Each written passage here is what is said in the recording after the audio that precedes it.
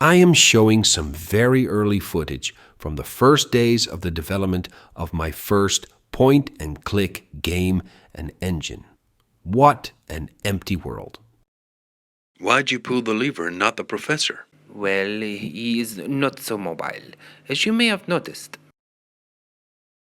Why does the professor want people to risk their life in that thing? Did you see the LucasArts style of doing dialogues?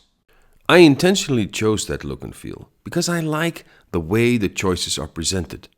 This has not changed much in point-and-click games of today. I always like to develop everything myself, just to learn the complexities of making such a system. How do you do these nice dialogues? How do you do these nice dialogues? I looked around for an open source tool, but none of them offered the features I needed. Okay, maybe I could spend some money on this problem? Somehow I ended up using Chatmapper. Back in the day, the website looked like this according to the Wayback Machine. So I tried to match as much of my requirements with the ones Chatmapper offered. JSON export format, the use of voice files, be able to save and retrieve it, be able to use version control, absence of vendor lock-in and OS dependencies, test and visualize dialogues without starting the game, scripting and dialogue state. Okay, 6 out of 7. That's not bad. But I had a bad taste of the vendor lock-in. I had experienced this before with Microsoft's XNA. As a solo hobby developer, development takes a lot more time than commercial ones, longer than the company's focus on a product. Companies like Microsoft and Google only care about their mission. They can hit the exit button anytime, and they always move towards their own goals. Apple has been proven to be a trustworthy partner in my opinion, and embraces independent developers. They are clearly in it for the long run. You can clearly see this in their ongoing support of Objective-C language. They let the developer adapt slowly, so they could easily transfer to Swift if they wanted to. But that is a discussion for another time. At first I paid a small amount for the first version of Chatmapper, but it came clear to me that I was in for a surprise. They seemed to have brought in some good paying customers, and after seeing this price table, it was clear this software is not for hobbyists or independent game developers on a small budget. But why did they mention the Karen name that much in their sample dialogues? Was the Chatmapper team so invested into those Karen memes?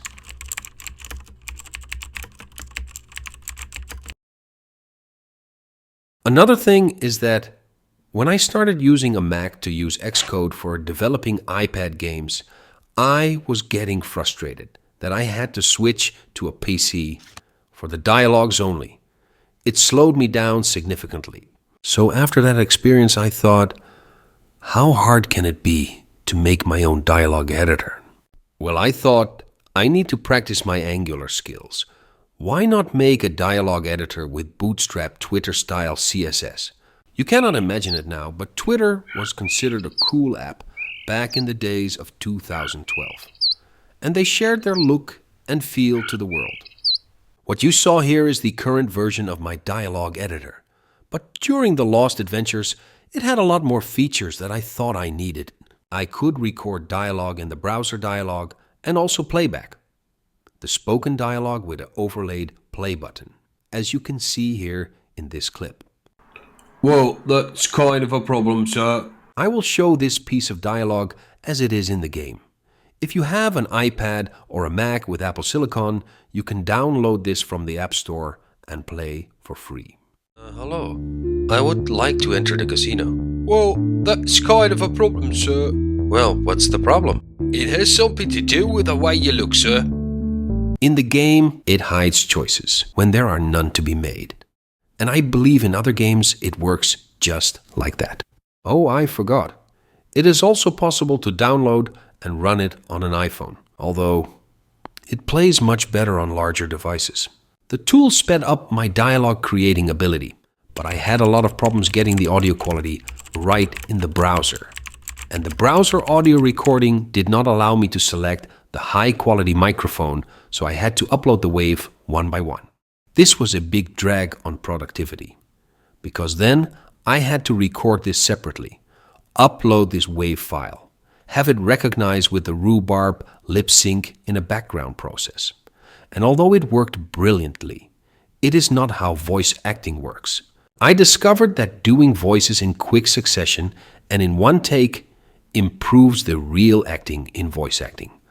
So, although I wrapped up the game, I surely knew that I should change my way of doing voice recording and acting for future projects. So when I started Pixelparody, I still liked the idea of using the same dialogue format and the dialogue editor to write and lay out the hierarchical structure.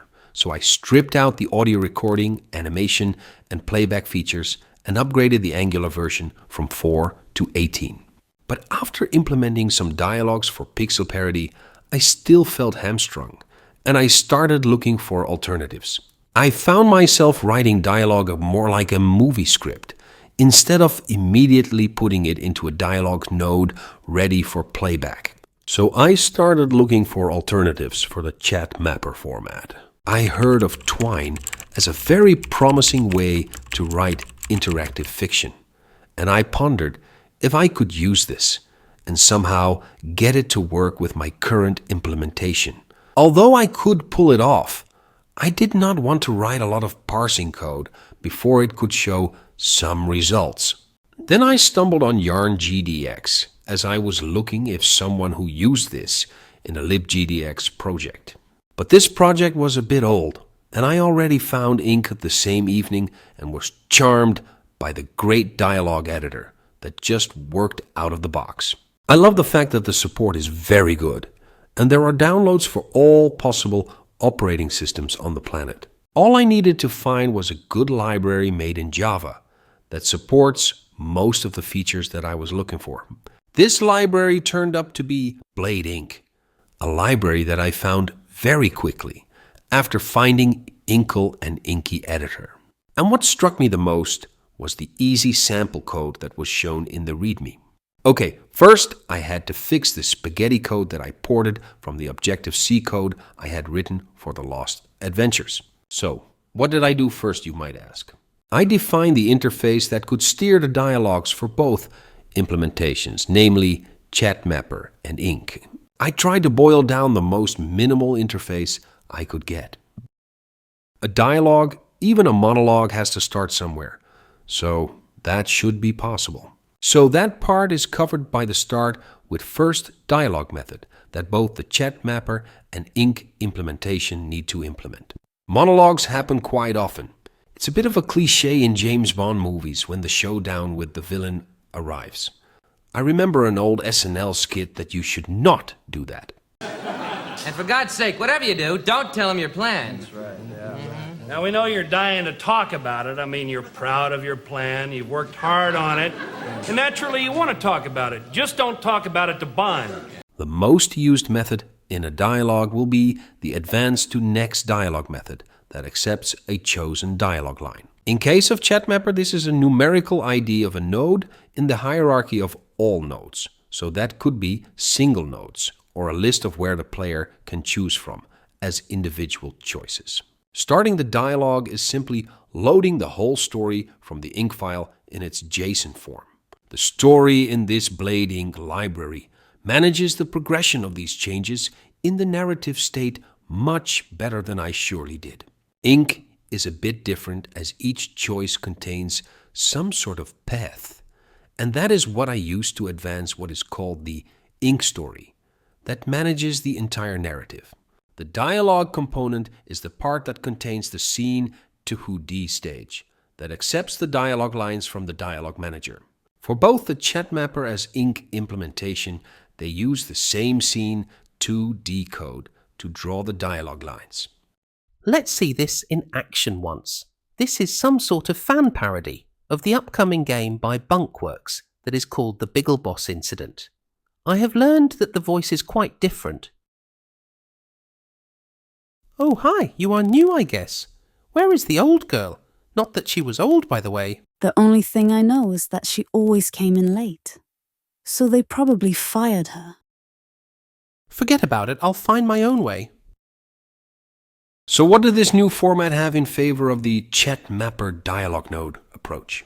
Well, multiple. To write a dialogue, it is much more natural to write it like lines of text in a text file. And nowadays, with the arrival of LLMs like ChatGpt and Ollama, it is possible to generate the structure from a rough draft dialogue that was written by mere mortals. With a little bit of explaining, ChatGPT came up with this. In the right pane, you can test out the flow of choices and the responses. If Space Odyssey was an adventure game, I could add some choices for Dave to choose from. I am choosing the right lines, of course. Okay, that really worked out well. But what about state and internal dialogue state? Well, that is also covered quite well by the Blade Ink library. In the previous scene, you saw the Tom Barron character talking to a secretary. What if a new question comes up after I did something in the scene? Like trying to access the elevator with an expired card? Well, this is what Tom is going to do just right now. My card is revoked, or the elevator does not work.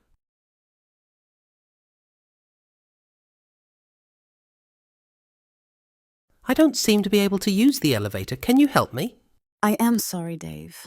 I am afraid I can't do that. No, my name is not Dave. It's Tom Barron. Oh, okay, I get it now. In my groovy script that controls the room and all actors acting in it, I just simple fetch the groovy state by mapping the relevant variables for the dialogue and thus apply some logic to the flow of the dialogue. There are countless other ways to interact with your game state, but also you can call functions. These can be used to start animations, music, and so on. Sky is the limit, really.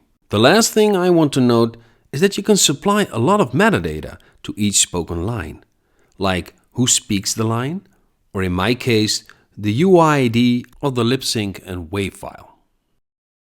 I hope you learned something new today. I really enjoyed it from my part. And if not, you're a fool. Please don't forget to subscribe and like. Till next time, you sucker.